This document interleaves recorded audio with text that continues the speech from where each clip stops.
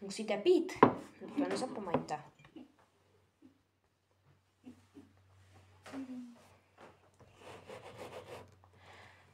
Tak jdem na to.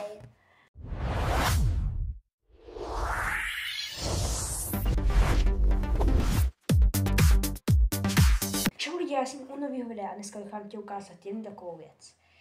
Otevřem. Spadne to. Nožík Špindlerův mlýn. Je tam několik nožíků. Takovejhle malej. Pak tady máme pilník, ten jsem párkrát použil.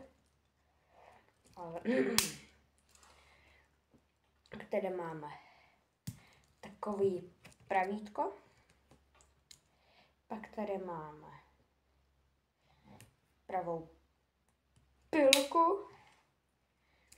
Potom tady máme nějaký tento otevírák. A takový, v tom je taková pinceta nebo nějaký plochý šroubovák. No a myslím si, že to na ukázku stačí, takže dáme dovnitř. Zavřem.